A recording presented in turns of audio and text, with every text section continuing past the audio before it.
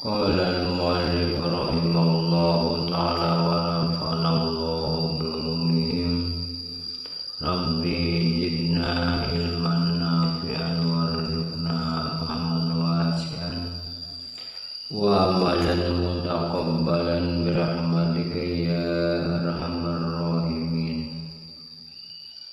Bismillahirrahmanirrahim. Maka ketika ada gangguan, kita diharuskan untuk menghentikan zikir. Di antaranya adalah yang pertama, apabila ada orang memberi salam, maka dijawab salamnya, kemudian berzikir lagi. Yang kedua, jika ada orang bersin, diucapkan yarhamukallah, lalu berzikir kembali. Yang ketiga, ketika khatib berkhutbah. Yang keempat, ketika mendengar suara muadzin, dijawab dengan kalimat-kalimat azan dan iqamah dan kembali berzikir. Yang kelima, bila ada kemunkaran, ia mencegahnya atau menunjukkan jalan kebaikan, kemudian berzikir lagi. Yang keenam, ketika ngantuk dan sebagainya. Ketahuilah zikir-zikir yang ditetapkan dalam sholat dan lainnya, baik wajib maupun sunnah, tidaklah diperhitungkan sedikit pun dan tidak dianggap sampai diucapkan, sehingga dirinya bisa mendengar jika pendengarannya baik. Ketahuilah sejumlah imam telah mengarang kitab-kitab berharga mengenai amalan pagi dan petang. Mereka meriwayatkan dengan sanad-sanad yang bersambung, dan mereka tuliskan jalan-jalan.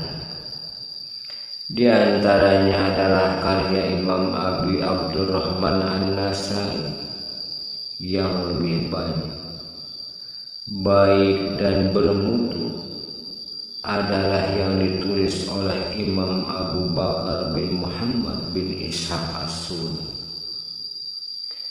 Saya telah mendengar seluruh kitab Ibnu Sunni dari guru kami, Al-Imam Al-Hafidh Abi Al-Baqo Khalid bin Yusuf bin Sa'ad bin Hasan.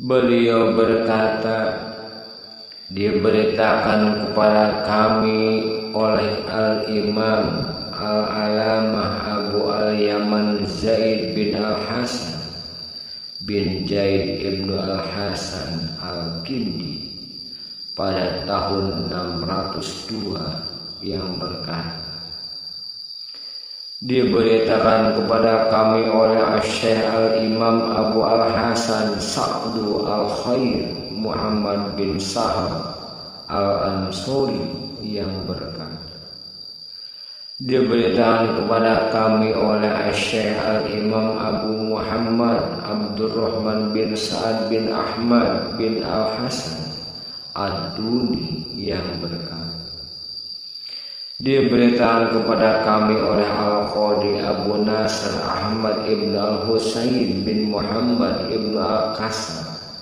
Ad-Dainuri yang berkata, diberitakan kepada kami oleh Syekh Al-Imam Abu Bakar Ahmad bin Muhammad bin Ishaq As-Sunni radhiyallahu anhu. Sesungguhnya disebutkan isnad ini di sini karena akan dikutip beberapa riwayat dari kitab Ibnu Sunni. Dari ibu itu didahulukan isnadnya. Hal ini disetujui oleh imam-imam hadis dan selain mereka. Saya mengkhususkan menyebutkan isnad kitab itu karena itu adalah kitab yang paling lengkap dalam bidangnya.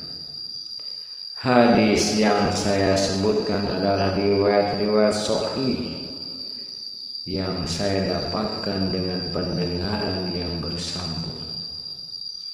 Kecuali hanya sebagian kecil saja, saya mengutip dari kitab-kitab yang merupakan sumber-sumber Islam, yaitu Sahih Al-Bukhari dan Muslim, Sunan Abu Dawud, Tirmizi dan Nasai. Juga dari kitab-kitab Masanid dan Sunnah seperti Al-Muwatta oleh Imam Malik, Musnad Imam Ahmad bin Hanbal dan Abi Uwan, Sunan Ibnu Majah, Daruqutni, Baihaqi dan lain. Ketahuilah hadis-hadis yang ada dalam kitab ini saya hubungkan dengan kitab-kitab yang masyhur dan lainnya, kecuali Sahih Bukhari dan Muslim atau salah satu dari keduanya. Saya cukupkan rujukan pada kedua kitab itu karena tujuannya telah tercapai, yaitu keabsahannya. Perlu diketahui bahwa Sunan Abu Dawud termasuk kitab terbesar yang saya kutip. Abu Dawud berkata, saya sebutkan hadis sahih dan yang serupa serta yang mendekati, yang tidak saya sebutkan sedikit, maka berarti hasan atau baik, dan sebagainya lebih sahih dari yang lain yang diriwayatkan oleh Abu Dawud dalam sunannya dan tidak disebutkan kelemahan, maka menurut dia berarti sahih atau hasan.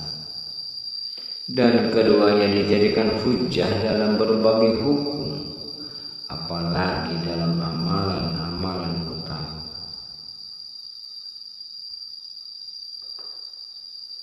Apabila sudah ditetapkan demikian, maka bila mana ada riwayat Abu Dawud yang tidak ada komentar mengenai kelemahan, berarti ia tidak melemahkan. Saya mendahulukan sebuah bab mengenai keutamaan berzikir. Saya sebutkan kalimat pengantar bagi yang sesudahnya. Kemudian saya sebutkan maksud kitab ini dalam bab-babnya. Akhir kitab ini mengenai istighfar atau memohon ampunan dengan berharap bahwa Allah Subhanahu wa Ta'ala akan mengakhiri umur kita dengannya.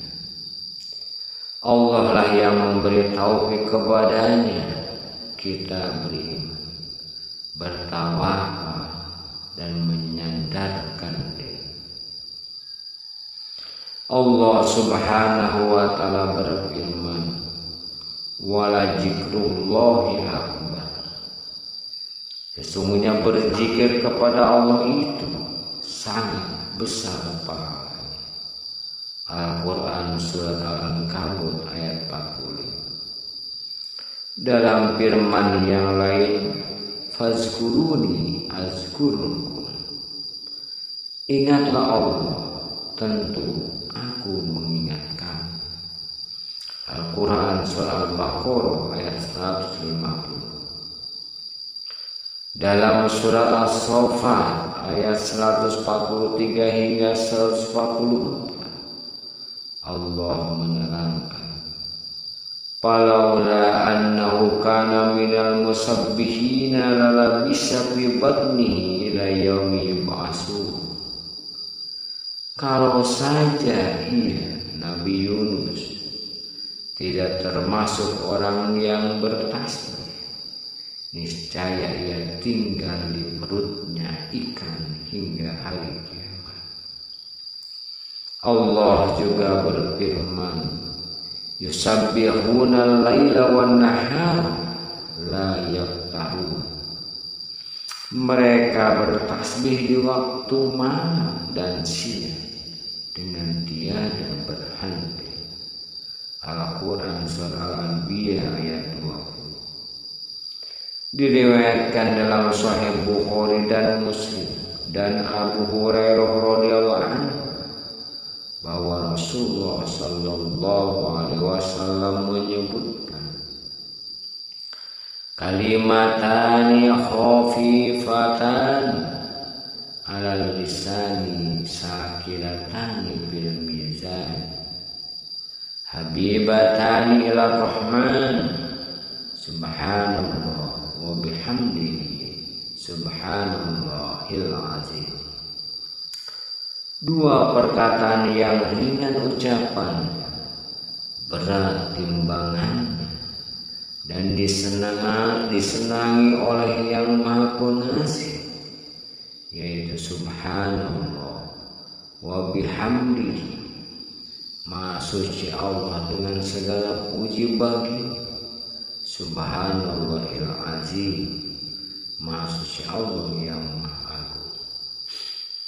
Rasulullah sallallahu alaihi wasallam bersabda kepada Abu Dzar radhiyallahu anhu, ala ukhbiruka bi ahabbil kalami ilallahi ta'ala, inna ahabbal kalami ilallah subhanallah wa bihamdihi. Wa bi riwayati suila Rasulullah sallallahu alaihi wasallam ayyul kalami afdal, qala mastafadhal malaikati awli ibadihi subhanallah wa bihamdihi. Rawahu Muslim. Maukah aku beritahukan kepadamu tentang ucapan yang paling disukai Allah? Sesungguhnya ucapan yang paling disukai ia subhanallah wa bihamdi. Dalam satu riwayat Rasulullah SAW ditanya, perkataan mana yang paling utama? Beliau menjawab, yang dipilih Allah bagi para malaikat atau hamba-hambanya, yaitu subhanallah wa bihamdi. Hadis riwayat Muslim. Diriwayatkan dalam Sahih Muslim dan Muslim bin Jundub bahwa Rasulullah sallallahu alaihi wasallam bersabda, ahabbul kalami ilallahi ta'ala arba'un, subhanallah walhamdulillah wa la ilaha illallah wallahu akbar la yadurruka bi ayyihinna bada'ta. Perkataan yang paling disukai Allah subhanahu wa ta'ala ada empat. Subhanallah, maha suci Allah, walhamdulillah, dan segala puji bagi Allah, wa la ilaha illallah, dan tiada Tuhan selain Allah, wallahu akbar, dan Allah maha besar. Tidaklah mengganggu dengan yang mana engkau mulai. Melalui Malik radhiyallahu anhu,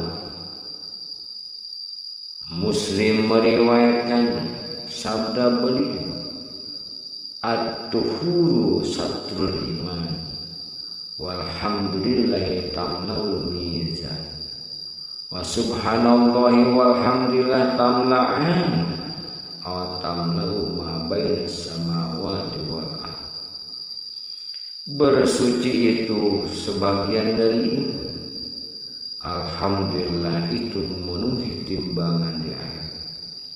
Dan subhanallah walhamdulillah itu memenuhi timbangan atau memenuhi antara langit dan bumi. Wallahu a'lam bishawab.